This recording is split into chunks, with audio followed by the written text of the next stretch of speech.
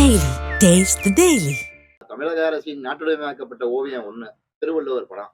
அதற்கு மாறாக காவி உடை அணிந்து ஆளுநர் மாளிகையில அந்த திருவள்ளுவர் தினத்துல மரியாதை செலுத்துறாரு சார். அதை எப்படி சார் பாக்குறீங்க? எப்படி பார்க்கிறோம்? வருத்தத்தோடு பார்க்கிறோம். ஆளுநரை கண்டித்து பார்க்கிறோம். ஆளுநருடைய அறிவார்ந்தவர் தான் ஆளுநரா இருப்பாருன்னு நம்புறோம்.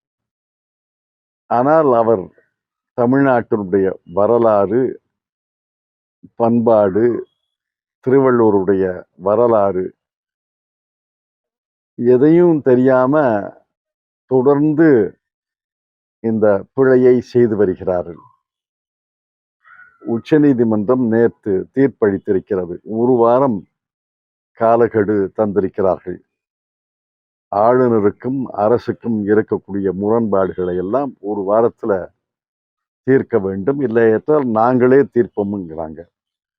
இதற்கு பிறகாவது ஆளுநர் அவர்கள் அவருக்கு அரசியல் சாசனத்துல என்ன விதிக்கப்பட்டதோ அந்த விதிகளின்படி, அந்த வரம்பின்படி நடந்து கொள்வார் என்று நம்புகிறேன். அவர் தொடர்ந்து அரசியல் சாசன வரம்பை மீறி செயல்படுகிறார். அயோத்தியில சார் ராமர் கோயில் கட்டி முடிக்கப்பட்டு கும்பாபிஷேகம் செய்யப்பட்ட நாளே இந்தியா உண்மையா சுதந்திரம் அடைஞ்ச நாள், விடுதலை அடைஞ்ச நாள்னு மோகன் பகவத் சொன்னாரு சார். அதை நாங்கள் கடுமையாக கண்டிக்கிறோம். 1947 ஆகஸ்ட் மாதம் 15ஆம் தேதி சுதந்திரம் வரவில்லை என்றால் மகாத்மா காந்தியை இழிவுபடுத்துவதாக, சுதந்திர போராட்டத்தை இழிவுபடுத்துவதாக, செக்கெழுத்தவர்களை, சிறை போனவரை எல்லாம் இழிவுபடுத்துவதாக நாங்கள் கருதுகிறோம். மோகன் பகவத் அவர்கள் ராமர் கோயிலை திறந்த நாளை கொண்டாடட்டும், நாங்கள் வேண்டாங்கள. அதுதான் சுதந்திரம் கிடைத்த நாள்னா அதை விட ஒரு அபத்தம் இருக்க முடியாது.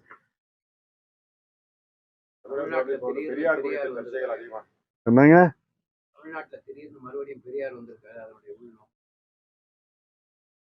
பெரியார் காலத்துல இன்னைக்கு இருக்கக்கூடிய மத்திய அரசினுடைய விதிகள் இருந்தா, இன்று காவல்துறை நடந்து கொள்வதை போல அன்று நடந்திருந்தா பெரியார் அவர்கள் ஆண்டு முழுவதும், வாழ்நாள் முழுவதும் சிறையில் இருந்திருப்பார். பெரியார் என்பது சமூக இழிவுகளை எதிர்த்த ஒரு பெரிய போராட்டம், பெரிய போர், ஒரு இயக்கம். அந்த சமூக இழிவுகளை எதிர்த்த இயக்கத்தை இப்ப களங்கப்படுத்துறோமா?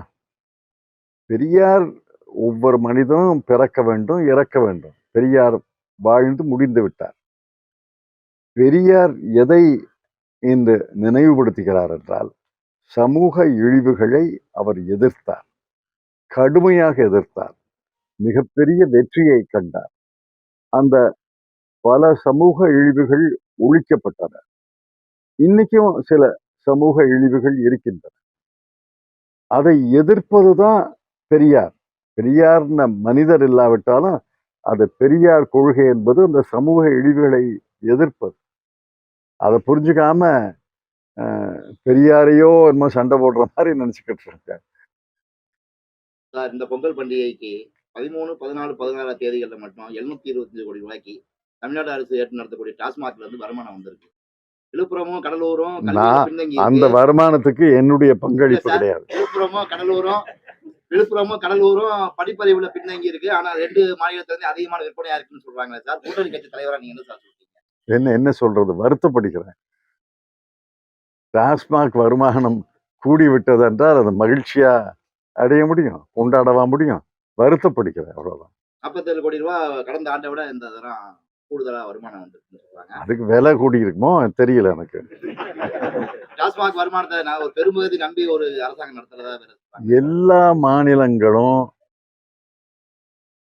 மது விற்பனையில வருகின்ற ஆயத்தீர்வையா அது, அதை நம்பித்தான் பெரும்பகுதி வருமானம். வேற என்ன அரசுக்கு வருமானம்? சொத்து வரி அது வருது, அந்த நகராட்சிகளுக்கு, பேரூராட்சிகளுக்கு, மாநகராட்சிக்கு வருது. வேற என்ன வரி இருக்கு? நில வரி எல்லாம் கிடையாது இப்ப ஏறத்தாழ. அப்ப வருமான வரி மத்திய அரசு, சொத்து வரி மத்திய அரசு, விற்பனை வரி இருந்தது, அது ஜிஎஸ்டியில மத்திய அரசு ஆயிடுச்சு. ஆக எல்லா மாநிலங்கள்லயும் மிகப்பெரிய வருமானத்தை தரக்கூடிய வரி இந்த மதுவில வர்ற ஆயத்தீர்வு தான். தமிழ்நாடு ஒன்றும் வித்தியாசம் இல்லை. வருகின்ற பட்ஜெட் கூட்டத்தொடர் வந்து பற்றி பார்க்கணும். அதுக்கு என்ன மாதிரி இருக்கணும்னு நீங்க எதிர்பார்க்கறீங்க? என்ன பண்ண போறாங்கன்னு தெரியல. ஆனால் கண்டிப்பாக நுகர்வு குறைஞ்சிருச்சு. கன்சம்ஷன், மக்கள் நுகர்வு குறைந்திருக்கிறது. அதனாலதான் பல கம்பெனிகளுடைய தலைவர்கள் சொல்றாங்க, வாங்கும் சக்தி குறைந்து விட்டது, நுகர்வு குறைந்து விட்டதுன்னு சொல்றாங்க.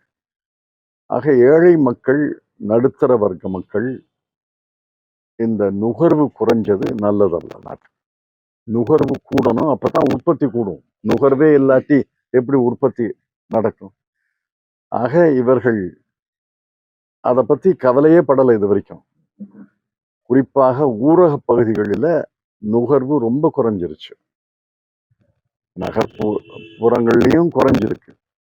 நுகர்வை கூட்டக்கூடிய அளவுக்கு சலுகைகளை அவர்கள் தர வேண்டும், வரியை குறைக்க வேண்டும். குறிப்பாக ஜிஎஸ்டி என்ற ஒரு மோசமான வரி, மோசமான வடிவமைக்கப்பட்ட வரி. ஜிஎஸ்டியில தப்பு கிடையாது, ஆனால் இவர்களுடைய ஜிஎஸ்டி தவறு. இதை நாங்க ஒரு 5-6 வருஷமா சொல்லிட்டு இருக்கோம். செவிடன் காதுல ஊதுன சங்கா தான் போகுது. ஜிஎஸ்டி வரியை குறைக்கணும், அதில் இருக்கிற மிகப்பெரிய குளறுபடிகளை எல்லாம் நிவர்த்தி செய்யணும். அப்பதான் நுகர்வு கூடும், நுகர்வு கூடினாத்தான் உற்பத்தி கூடும், உற்பத்தி கூடினாத்தான் வேலை வாய்ப்புகள் கிடைக்கும். அது மிகப்பெரிய தவறை இந்த அரசு செய்கிறது. கடந்த ஒரு வாரம் 10 நாள்ல பல அறிஞர்கள் இதை எழுதியிருக்கிறாங்க. நுகர்வு கூடணும், உற்பத்தி கூடணும், அதுதான் நாட்டுக்கு நல்லதுன்னு. என்ன பண்ண போறாங்கன்னு எனக்கு தெரியல. பாதகம் செய்பவரை கண்டால் நாம் பயம் கொள்ளலாகாது பாப்பா, மோதி மிதித்து விடு பாப்பா, அவர் முகத்தில் உமிழ்ந்து விடு பாப்பா.